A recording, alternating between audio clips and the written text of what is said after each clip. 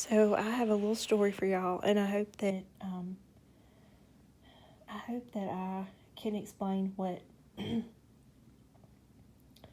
feel like the blessing in it is. Um, and you may never see this video. I may not post it. My kitty cat just passed away, probably 10 or 15 minutes ago, I guess. But God did something really. He shined His grace really, really big. He showed out really big. And I wanted to share that part of it with you because I hope it's encouraging to you. Because God is really, really, He is faithful. So, the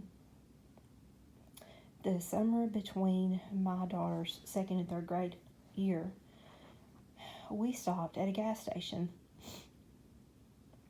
And we saw this tiny, tiny little gray kitten,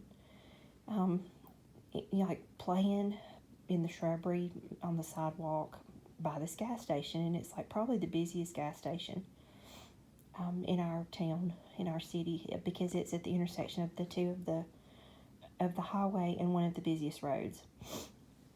Y'all have actually seen me pass it if you've watched any of my videos. But anyway, this tiny little gray kitten.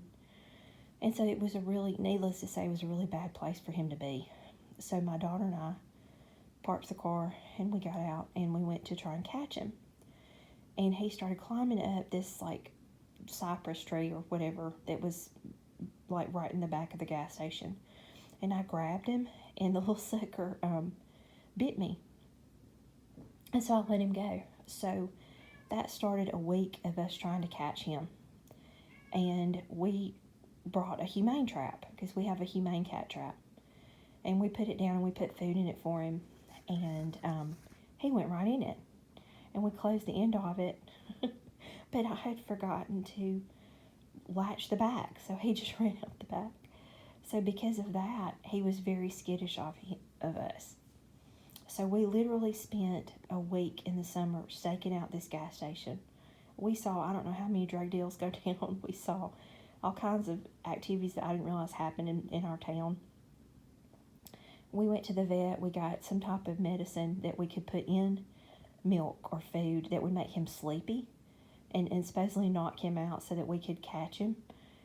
We bought cans of cat food in the gas station, put this medicine in it to try and catch him, and he still ran off. And we sat there in our car and watched him. He would there were moths. I will never forget, he was trying to catch moths.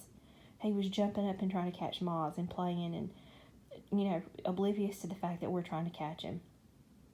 There was one day in particular that I remember that I was stalking him, and this couple, saw what we were doing, and the guy came over to try and help. But it scared Harry even more, and he ran across the street. When I tell you I was praying, I was shouting, praying, please God, help him, Jesus. Because he was running, there was traffic going both ways. And he was running across the street, and miraculously the Lord helped him to get across the street safely. Because he should have been smushed. And the man he got his feelings hurt because he had just been trying to help. I didn't even notice him. I did not even notice him leaving, but he did. And he really was trying to help.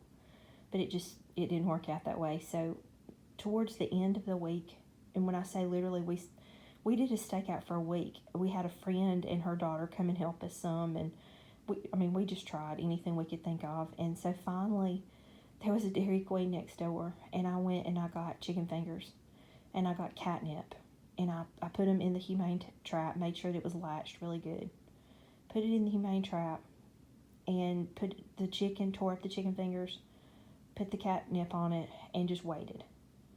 And sure enough, here he comes, and he goes right in the trap.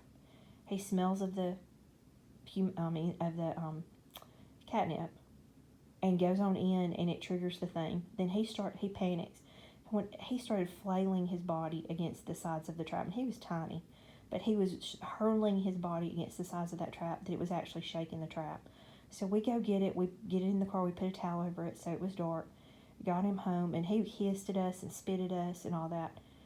But by the next night, he was sleeping in the bed with my daughter. And she had been able to dress him up in feather boas and take pictures of him. And we still have a picture somewhere. She named him Harry, my boy. Actually, Harry Blue, because he's blue.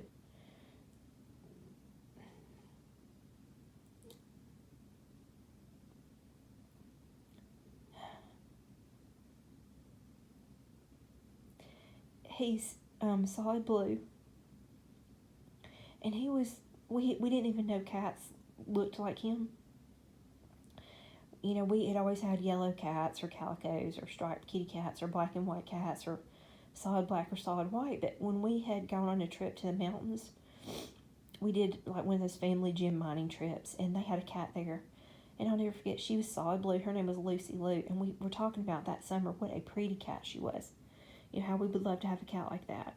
And so, you know, not too long later is when we ran into Harry. So he was our kitty cat. He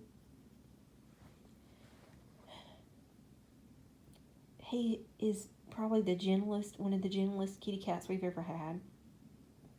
Every kitten that we ever brought in, he helped raise.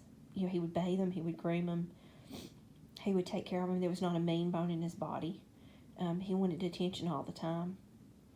There was a partially feral kitten that we found. Literally, it was the weirdest thing, guys. We named her, or actually Alyssa named her Israel Bell. We called her Izzy, and then later on we called her Biz.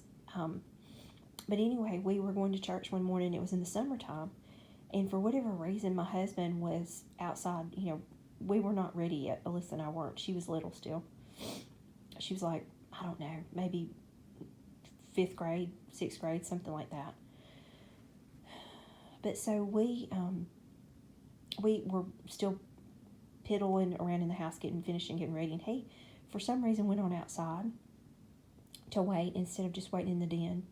And he opened the hood of the truck of his vehicle, his Suburban, and there was a kitten on top of the engine. And she was asleep, he was able to grab her and bring her inside. She was feral. I was not able to touch her for 3 years, even though she lived in our house. But Harry loved her, and she loved Harry, and they were inseparable. And she passed away last year, maybe a year and a half ago. But they loved each other so much, and so he was just very gentle like that. Well, anyway, he's probably 16 or 17 years old, the best that we can figure. He's always lived in the house. You know, he's had everything that we could give him, and he's been safe, and he's been loved, and he's been cherished. A few weeks ago, we noticed he's been living on top of the refrigerator for some reason.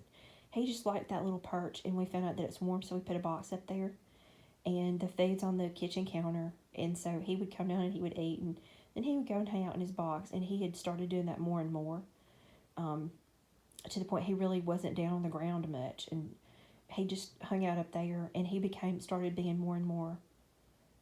The only thing that I can compare it to is like human dementia.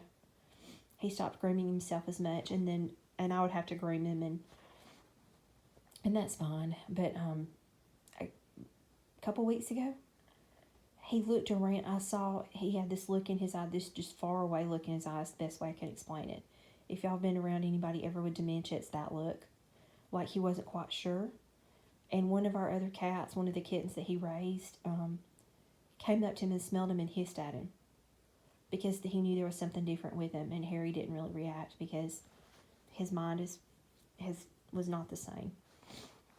So anyway, past couple of weeks, he just has declined and stayed in his box more and more, and we brought it down onto the counter because I didn't want him to fall off the refrigerator, and put towels in it and things like that. Got him a newer box that he could just, anyway, I'm giving you too many details, but anyway. So we were at my parents, and my husband got home before me, and he called and told me he wasn't doing well. So I came home and got him and wrapped him up in a clean towel, and just came in the living room and just held him and just prayed, because I didn't want him to suffer. And he was already cold to the touch. He was still living, and so I just prayed, and I prayed for the Lord not to let him suffer. And I just told him how much I loved him, what a good cat he was. And I'm not going to go into the details, but if any of you have ever been around an animal that's passing, you can tell what it's like. And there's unpleasant things that happen. And so I was praying, that he not suffer. And then I just said to him, I said, "Go, Harry, go home. You can go home." And he breathed his last breath literally right then. I'm not making this up. I'm not exaggerating. I said, "Harry, you can go home." And he stopped breathing. He exhaled, and that was it. And he's gone. The reason I'm telling y'all this is because God let him go at that breath immediately after me saying, "You can go home," because God wanted me to know that he was going home.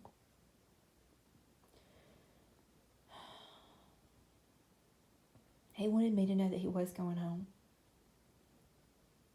The reason that I know that I can trust God is because I've always been able to trust God. He shows me over and over again every day of my life in so many different ways. There's no way that anybody could ever convince me that he's not a loving God, that he doesn't cherish his children, and even cherish the creatures that his children loves. So he took Harry so that he wasn't suffering anymore. Harry's healthy now. He's fine. He doesn't have, dementia or whatever cats get when they get older. He's young and he's happy and he's at home. And I'm going to see him again just as soon as the Lord hurries up and comes and get us. And it's okay. And we can grieve. But because we're Christians, because we're born again believers, we know that we're going to see our animals again that we love. We know from the Bible that the place that God has created for us is beyond what our imagining is. Well, I can imagine an awful lot. And there's nothing that I imagine that's wonderful that would be complete without my animals there. And God knows that. And he knows that about y'all too, if you have pets that you love. So I just wanted to share that with y'all. And I hope that it's not depressing to y'all. I hope it's uplifting.